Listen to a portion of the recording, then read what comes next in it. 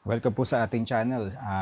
Sa video to, meron lang tayong i-unbox. Actually, dalawa yung i-unbox natin na possible na maging site options natin dito sa ating build na S9 DBB na PCC. So, wala man tayo masyadong gagawin dito sa firearms, pero safety check na rin natin since nakikita naman natin siya sa video. Walang magazine. So, empty yung chamber. Okay. So, safe na po yung ating firearms. So, pero ang magiging focus ng video natin, yung in-order natin sa US na red dot na ilalagay natin. So, dalawa yung pinag-iisipan ko.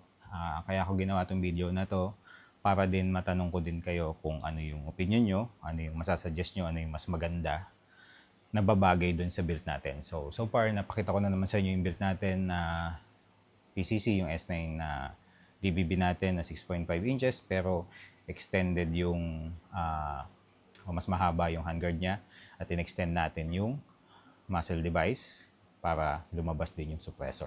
So ito yung suppressor natin, nagawa ni Suppressor Philippines. At binalutan na rin pala natin siya. So para mawakan natin siya na hindi siya masyado mainit. Gumanda na din. Kasi yung paint na ginamit sa kanya, yung BHT lang. So madali lang din siya mabakbak. So maybe soon mapapasera coat ko siya para mas maganda. So yun yung build natin. Naka-iron sights siya na UTG. Ito yung galing sa S5. At ito yung binili lang din natin. Maging kapares siya. So ang kulang pa dito is yung red dot. So ang dalawang option natin, it's either itong Monstrum Ghost, Monstrum Tactical na Ghost, or itong Monstrum Tactical din na Ares or Ares.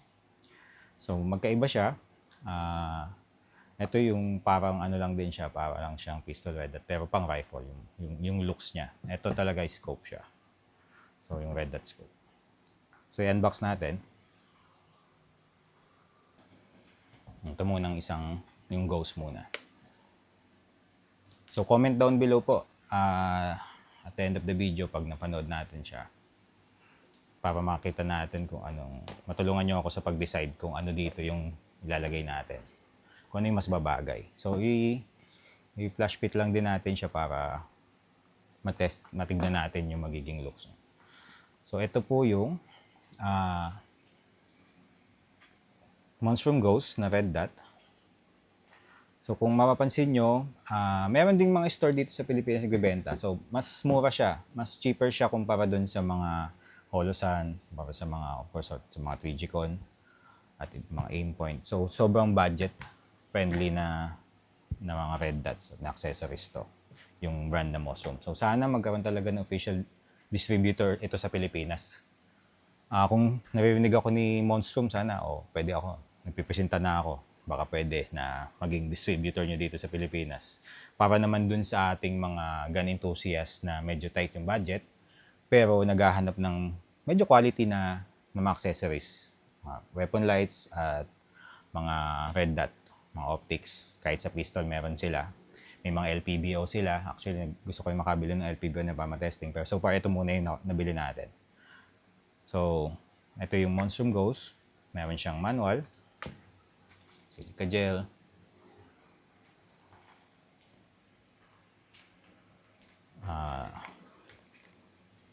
minimum scope zero distance is 25 yards. So, minimum yon yung i-zero siya sa 25. So, pag nadala natin siya sa range, siguro, subukan din natin siya i-zero sa 25 and makita natin yung patama niya. Check natin siya sa mas malalayo o sa mas malalapit kung ano yung magiging adjustment nung point of aim at point of impact niya. So, Monstrum lifetime guarantee. So, since nabili ko to sa States, hindi ko alam kung paano ko ma-avail kung sakali mang may warranty. Pero kaya nga sana magkaroon tayo dito ng distributor sa Pilipinas para yung talagang lahat ng lineup ni Monstrum may magbenta sana dito na direct from US. So, para hindi ganun din kalaki yung magiging patong. So, ito yung cleaning cloth.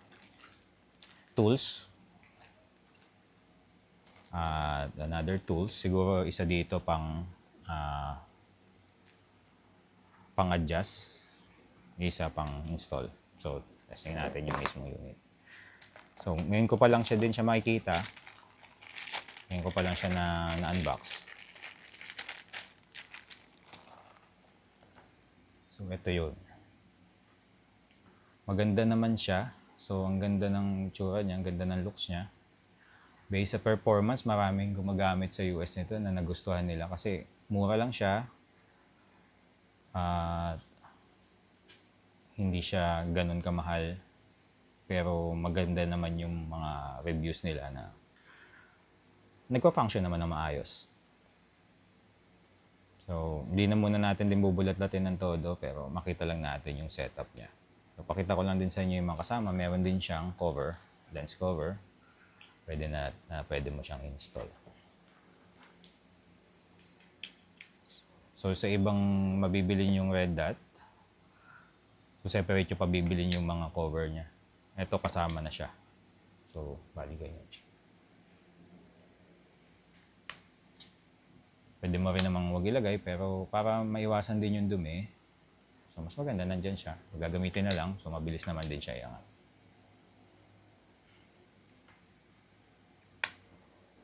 So, ang battery pala nito is yung normal na CR32 siguro. Check natin. So, check pa natin yung laman ng so ito yung install natin doon. Pero pwede rin naman na ito mismo nakaangat siya, ito na yung pinaka-riser niya. So pwede mo siyang install na ito. So mababa lang siya at pwede naman ito. Tingin ko sa PCC mas maganda ito kasi mas komportable kung i-shoot yung PCC na naka-extend yung stock niya at medyo mas malayo. So mas mataas, mas makikita mo siya.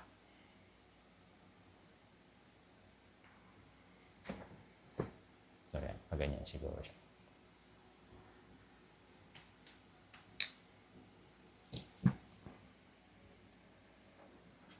So quick info lang dun sa optics sa red dot is yung length niya nasa 2.59 as per the box.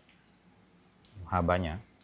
At yung weight niya, magaan lang siya although made of aluminum siguro or aluminum to. 5.8 ounces or 164 grams. So hindi ganun kabigat yung madadagdag. So less than 200 grams. So sa 164, 1.5 grams. So parang good option talaga siya. Hindi siya yung makakabigat ng todo dun sa unit itself. Ito yung brightness settings niya.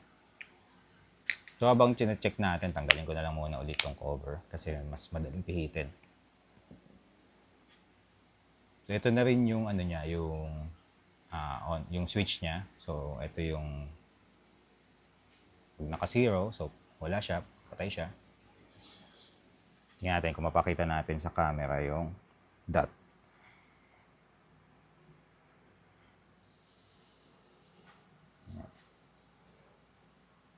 Ito yung brightest settings niya. So hanggang 11 yung brightness niya. So ang ganda naman. Medyo may mga shadow lang. So matetesting naman natin siya sa range. Gagawa natin siya ulit ng separate video. So yung lowest settings niya ito. Yung pag mga gabi. Yan. Mga madilim. Pero sa gabi malinaw yan. So yan yung number 1. Yan yung pinaka lowest settings niya. 2, 3, 4, 5, 6, 7, 8, 9, 10, and 11. Ito yung pinaka-brightest niya. So, makita nyo, nagkakaroon lang din siya ng konting sinag dun sa glass niya. Pero hindi naman yun big deal kasi pag nag-aim naman tayo, nakatingin tayo dun sa dot. So, depende sa inyo kung ano yung komportable yung settings. So, syempre, ayoko din naman yung masyadong maliwanag na parang tipong nakakasilaw din yung reflection ng dot sa gitna. So, yan siya. So, i-flashbit lang din natin siya para makita natin kung ano yung magiging tsura niya.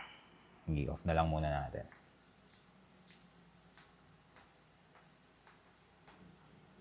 So, yan. Yung adjustment niya, nandito pala. So, check natin yung tools na kasama. Kung ano yung pwedeng pamihit dyan. So, i-flash fit muna natin. Ito.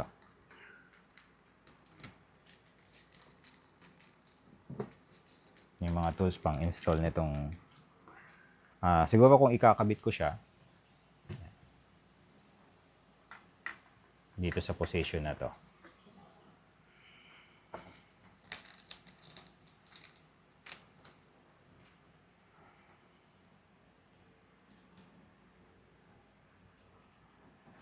So, pinag-isa ko na lang yung video na to para mamaya sunod na natin ikabit yung reflex dot sight na isa. Para lang ma-picture natin kung ano yung mas babagay ba.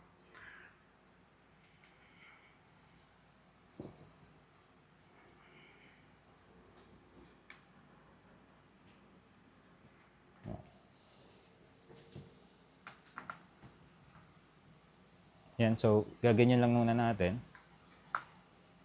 Siguro dyan siya sa position na yan. Dito. So, ano ba yung opinion nyo? So, importante din sa akin magkaroon ng idea na matulungan nyo ako na mamili. Pero pwede ko rin naman din gamitin na ito muna, pag sa ibang range time, yung isa naman. So, pero gusto kong malaman yung opinion ng mga kaibigan natin dyan. So, ito po yung Monstrum na Ghost. So, sa looks niya, ganda nung pagkakabuilt nung red dot niya. So, may forma siya. Lalo yung riser niya, magandang tignan. Kasi kung mababa, itong gagamitin natin yung normal na attachment niya. So, mababa lang siya, nandito lang siya.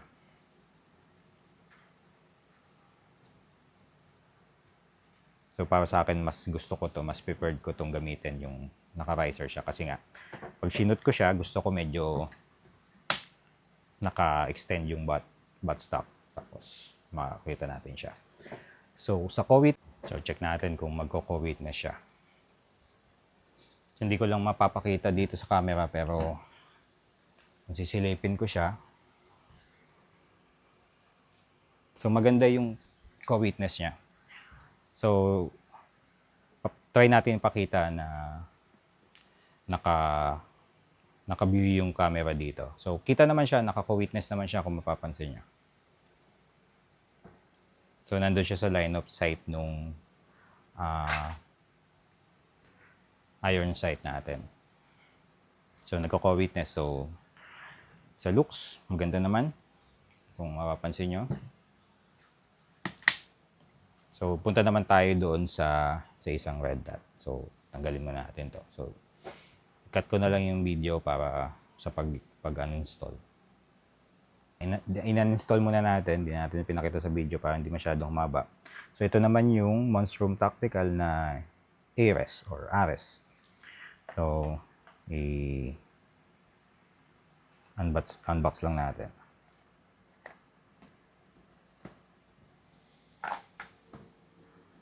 Magkaroon tayo ng comparison. Again, sana matulungan nyo akong mamili kung anong babagay sa kanya. So, ito yung Monstrum Ares. So, ito yung tools niya. Hinahanap ko yung tools para dun sa isang red dot, dun sa Ghost. Kasi kung meron siyang tools para pihitin yung adjustment niya. Pero tingin ko pwede siyang kamay lang. Ito naman, meron siyang tools for adjustment. So, yun yung kasama. May cleaning cloth. So, yung user manual. So, yun din yung inano niya. Minimum scope, zero distance is 25 yards. So, try din natin dun siya i-zero. So, sa atin dito kasi meter. So, medyo may konting difference yung meters sa yards. So, depende dun sa range. So, normally sa pinupuntahan natin naman nakapag-zero ko dun sa 36 yard zero nung S5 natin. Nagawa naman natin dun. So, ito yung isa. So, ganito siya. Kung mapapansin nyo, may mga kamukha siyang red dot sa mga mamahaling brand. Sa mga like yung Holosun na HS510, yung mga ganun, halos dun yung category niya. Reflex red dot sight siya. So, ito siya. Ang function niya, ito plus minus. So, I guess yung turn on niya, dito siya sa plus. Tingnan natin. Yun. So, yun yung dot niya. So, ito pala, meron siyang iba't ibang reticle. So, ito yung parang crosshair niya. So, marami rin siyang brightness settings. So, ang adjustment niya, yun din, star key. So, ito naman yung another tools para may flat screw siya dito.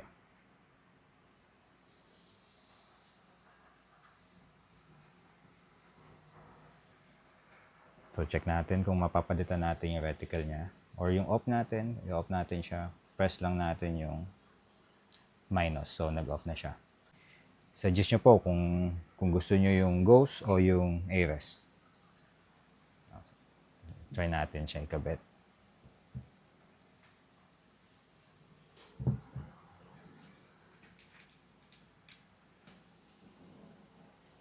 So, mas gusto ko lang yung tool na kasama dun sa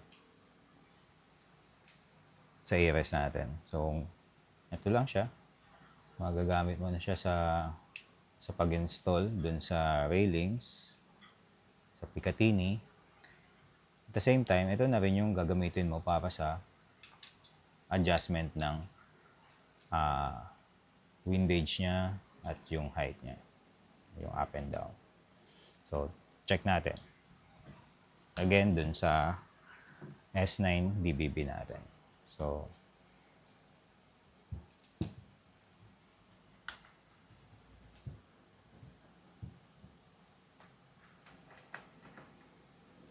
dito siya sa side na to. Dahil nga, gagamitin pa rin natin yung siguro sagad natin. So, yan na yung pinakamalapit na pwede natin siya ikabit doon. So, hindi naman naapektuhan yung functionality niya pagka flip natin siya, flip upside. So, yan na yung pinakamalapit niya. So, subukan na natin din higpitan. So, makita natin. Siguro at the end of the video, mag-video tayo nung yung makita nyo yung co-witnessing niya. Kung ano yung mas bagay din siya mag-co-witness. So, hindi pa natin naman higpitan, hindi natin ito-torque pa dahil check lang muna natin yung fit niya. So, ito yung Ares. So, ano po ang masasabi ninyo? Comment down below po kung ano yung mas tingin nyo mas maganda. Pero susubukan din natin gawa ng separate video yung pag-shoot natin gamit ito, Ares, or yung gamit yung isa, yung Ghost. Pero ngayon sa video to, tinest fit lang natin, sir. Unboxing and test fit. So ano po ang masasabi nyo? So ito po ang magiging looks niya pag yung Ares.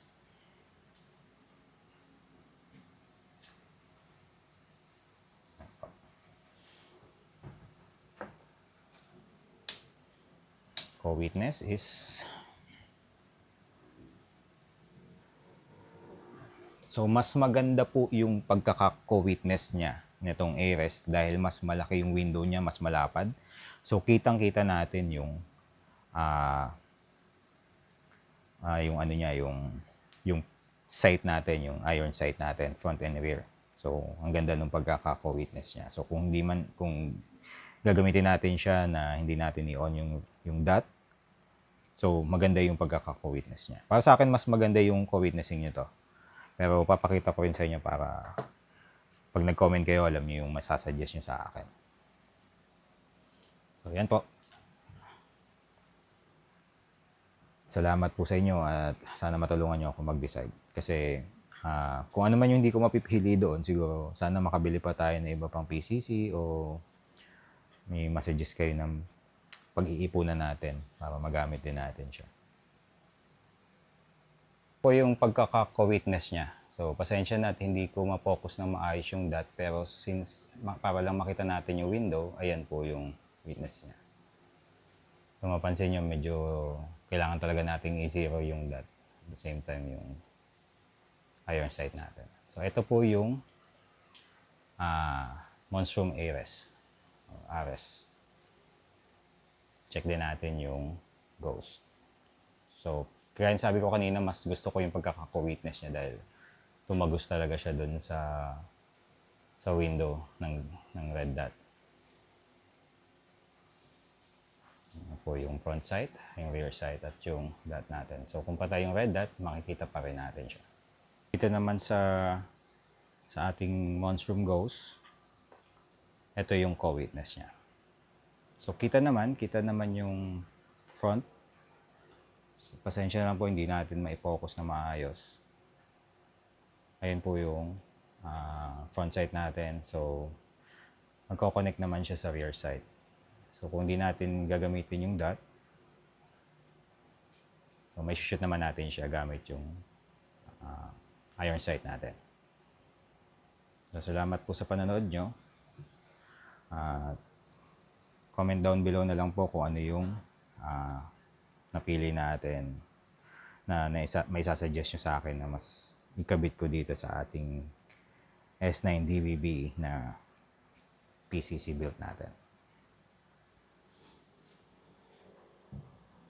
Kung yung Ghost o yung Ares, kung ano po ang mas bagay sa tingin niyo. Maraming salamat po. At salamat po sa pag-support sa channel. Pa-like and subscribe na lang din po sa mga hindi pa po nakapag-subscribe sa atin. At sana po panoorin nyo ibang mga videos natin. So, this is my personal experience sa paglalagay ng mga accessories sa pagbuo ng ating rifle. So, lahat po ng barrel natin, lahat po ng FA natin dito sa channel is legally acquired po siya. Lahat po siya may registration. So, LTAP holder po tayo. Yung build natin dito kasi sa Pilipinas, parang yung bumili tayo ng bear at tayo na lang nagbuo, nagkumpleto. So, yun yung pinaka-build natin dito, yung pag nag-build tayo ng rifles.